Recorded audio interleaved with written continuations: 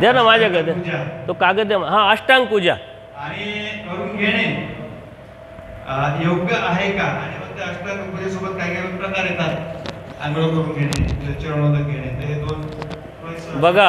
हा सुंदर आहे प्रश्न. हा एवढाच ना प्रश्न, एका एकाचं आपण चिंतन करू. प्रश्न असा आहे की साधू संत अष्टांग पूजा करून घेतात, करून नाही घेत हे लक्षात घ्या. पहिले तुम्ही करतात, करून घ्या. आम्ही म्हटलो का अष्टांग पूजा करा आमची? तुम्ही करतात म्हणून आम्ही करून घेतो.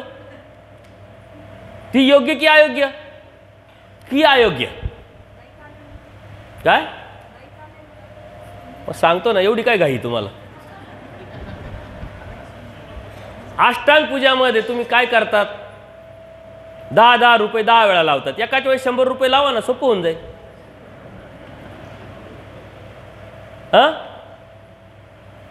परत चरणोदक आहे, स्नान आहे. आपण प्रमाण बघायचं असतं. हे प्रमाण स्मृतीस्थळामध्ये आपल्याला सापडतं. आपल्याला प्रमाण काय माहिती का? श्रुती, स्मृती, रोधाचार, मार्गरूढ, हे 4 आपल्याला प्रमाण आहे. आपल्या पूर्वजांनी आपल्याला दिलेले. श्रुती म्हणजे लीलाचरित्र, स्मृती म्हणजे स्मृतीस्थळ, आचार्यांचं चरित्र. या स्मृतीस्थळामध्ये आचार्य आसनावर बसलेले असताना काही त्यांचे शिष्य आले आणि त्यांचं चरणोदक त्यांनी घेतलं, म्हणजे पायावरती त्यांच्या पाणी टाकलं आणि चरणतीर्थ घेतलं. आता प्रॅक्टिकल देणारे आचार्य होते, ते तोंडाने कमी बोलले आणि प्रॅक्टिकल त्यांनी जास्त दिलं. देवाचं तत्वज्ञान ऐकलं आणि गोविंदप्रभू बाबांचं आचार त्यांनी पाहिला, म्हणून प्रॅक्टिकल त्यांनी दिलं. ते म्हटले तुम्ही काय केलं? म्हणले तुमचं चरणोदक घेतलं. त्यांनी काय होईल? म्हणजे आमचा कर्मनाश होईल. म्हणजे टाका पाणी परत. त्यांना पाणी टाकायला लावलं, स्वतःच चरणोदक त्यांनी स्वतःच पिलं आचार्यांनी. मग आता ते जे होते ना शिष्य, ते म्हणजे गुरुजी काय जे बाबा म्हणत असते, काय म्हणत असते? म्हणले तुम्ही काय केलं? म्हणले माझ्या चरणोदकाने तुमचा कर्मनाश होईल, तर माझा कर्मनाश होणार नाही का? तिथं आचार्याने एक स्टेटमेंट दिलं, चरणोदक ते फक्त आणि फक्त देवाच, आम्हाला फक्त तुमचा दंडवत. हे कोणी सांगितलं? आचार्यांनी. आचार्य हे आपले मूळ पुरुष आहे. आचार्य हे आपले आचार्य आहे आणि आचार्य परमेश्वर अधिष्ठित आहे. आज तर स्वयंघोषित आहे सारे. मला बी आज उद्या मी म्हटलं आचार्य, कोण मला विचारी? कोणी काय विचारत? आपल्यामध्ये लोकशाहीचा पराकोट झालेला आहे. लोकशाही कोणी कसंही वागं, पण लोकशाही नाही राहिली. आता स्वैराचार झालेला आहे. स्वातंत्र्य मोक्ष सांगितलं, पण स्वातंत्र्य म्हणजे स्वैराचार नव्हे हे सांगायचं देव विसरले, यांनी ते लक्षात घेतलेलं नाही. परत एक भक्त आले, आचार्यांची पूजा करायला लागले, अष्टांग पूजा. आचार्यांना दुःख झालं. म्हणले दुःख का करतात? म्हणले देवाने सांगितलं पूजा पुरस्कार न शिकावे, आस्तीपरी माझ्या बापाला देवाने सांगितली काय? ही मला सांगितली. मी जर ती करत नसेल, ती स्वीकारत नसेल, तर मी माझ्या देवाचा आहे का? कर्म चांडाळापेक्षा जात चांडाळ चांगलं. आचार्यांनी ते नाकारलं. परंतु आज काय झालंय परिस्थिती? मी केलं, आदर आहे माझ्या गुरुचा. कधीतरी घरामध्ये असलेली पूजा सामाजिक झाली, त्या सामाजिकतेतून एकाने केलं म्हणजे दुसऱ्याला वाटलं, दुसऱ्याने केलं म्हणजे तिसऱ्याला वाटलं. ते करत करत आली, ती एक परंपरा झाली. पण देवाने सांगितलं परमप्रीती करा, पण विशिष्ट बुद्धी ठेवू नका. विशिष्ट बुद्धी ठेवलं तर जो करून घेतोय तोय जाईल, पक्षकार म्हणतात, आणि जो करतोय तोय जाईल. का? भक्त स्वतःला कधी देव म्हणून घेत नाही. आणि अज्ञानी जनांमध्ये ती मानसिकता तयार होईल. आणि हे प्रसंग मी स्वतः अनुभवले आहे. काही लोकांमध्ये मी मिक्स होत असतो, विचारतो की बुवा तुम्ही स्मरण करता, चिंतन करता, काय करता? एकाने मला काय उत्तर द्यावं?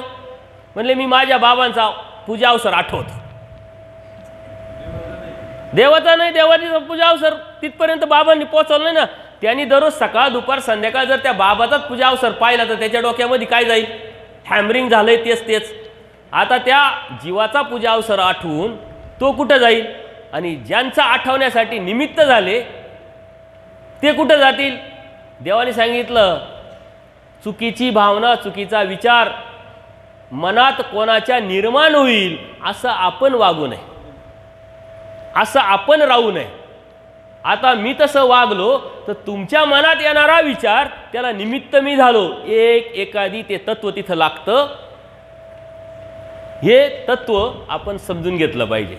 म्हणून या साऱ्या गोष्टी निकाली स्वतः आचार्यांनी काढलेल्या आहे आणि त्याच्यावरती प्रकाश टाकलेला आहे. परंतु आपला ओढा काय असतो की बाबा साधू संतांच्या ठिकाणी झालं तर माझं देवापर्यंत जाईल. तो संस्कार आपल्याकडे असला पाहिजे. देवाने निमित्त मानिजे आदर करायला लावला. आदर काय करत नाही का? नुसता तुम्हीच आमचा आदर करायचा का? आम्ही तुमचा आदर करायचा? स्वामी श्री चक्रधरांचा परिवार आहे. साधासा नामधारक चैतन्य मायेच्या विद्यावंताच्या पलीकडचा आहे. किती मोठी किंमत ही मलाही जाणवली पाहिजे. म्हणून तुमच्याविषयी मलाही प्रेम असलं पाहिजे. नुसतं तुम्हीच साधूंवरती प्रेम करायचं नसतं. हा परिवार आहे म्हणून मी पण स्वीकारायचा असतं. हा आपला परिवार आहे. एक परिवार स्वामी श्री चक्रधरांचा परिवार आहे. पण आपण परिवार नाही समजत. आपण ह्या वेलीचे त्या वेलीचे त्या वेलीचे वेलीमध्ये अडकले.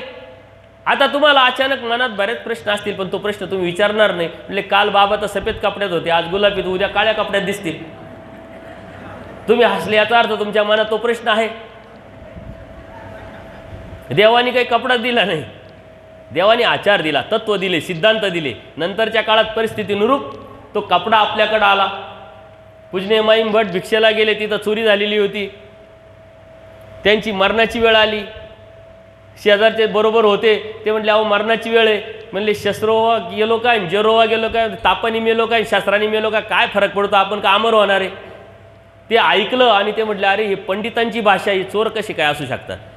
आचार्यांना कळालं. मग त्यांनी तो एक सिस्टमचा भाग केला. नंतरच्या काळात सफेद आले, गुलाबी आले, काळे आले.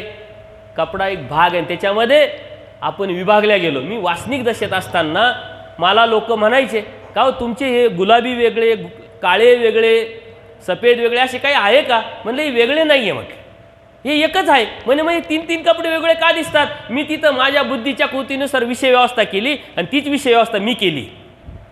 म्हटले हे साधू तिन्ही ड्रेसमध्ये दिसतात पण कुठं? जेव्हा सफेद कपडे जिथं कुठेतरी मुक्काम करतात, आश्रमात राहतात 2-4 दिवस, तिथं सफेद कपड्यात असतात. जेव्हा व्याख्यान द्यायला जातात, सत्संग घ्यायला जातात, तेव्हा गुलाबी कपड्यात असतात. लोकांना आकर्षित. जेव्हा आटन विजन करतात, पायी पायी जातात, स्थानं करतात, प्रवास करतात, मग ते काळ्या कपड्यात असतात. जेव्हा तुम्हाला कोणी सफेद कपड्यावाला दिसेल तर समजायचं की जवळपासचेच इथले कुठंतरी.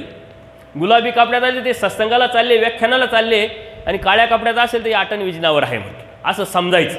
ही विषय व्यवस्था मी त्यावेळेस केली. नंतर मी ती स्वीकारली. फाळुके पालटी जे ती देवाचं सूत्र आहे.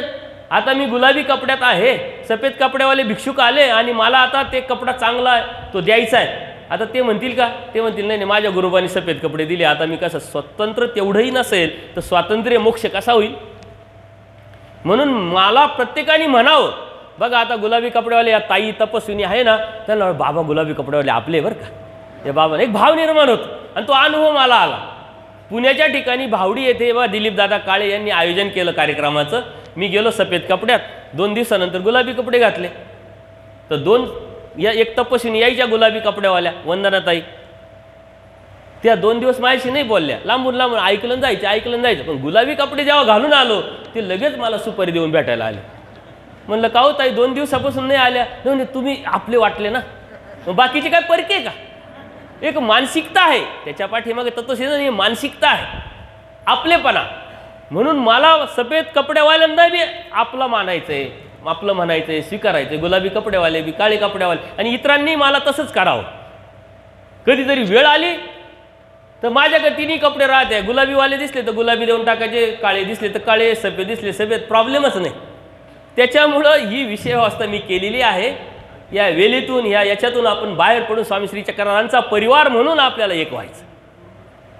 ह्या एकीतून आपल्याला धर्म सांभाळायचा, त्या धर्माला आपल्यापर्यंत पोहोचवायचं, समाजापर्यंत पोहोचवायचं. स्वामी श्री चक्रधरांची जी विचारधारा आहे ही समाजापर्यंत गेल्याशिवाय तो परब्रह्म परमेश्वर समाजाला तरी कसा कळेल. कारण देवाने सांगितलं आचार्यांना तुमच्यापासून, माझ्यापासून 2-4, तुमच्यापासून 5, ती जबाबदारी आपल्यावर आहे. म्हणून या गोष्टीतून आपण पडलो पाहिजे. प्रश्नाचे उत्तर तुमच्या लक्षात आले आणि भेटले असतील. करणारे तुम्ही आहात, करायचं का नाही करायचं हा तुमची स्वतंत्र जरी असली तरी आचार्यांनी मात्र ते नाकारलेलं आहे. आता तत्वाच्या भागात जर गेलं तर त्याचं खूप मोठं विवेचन होऊ शकतं. आलं का लक्षात?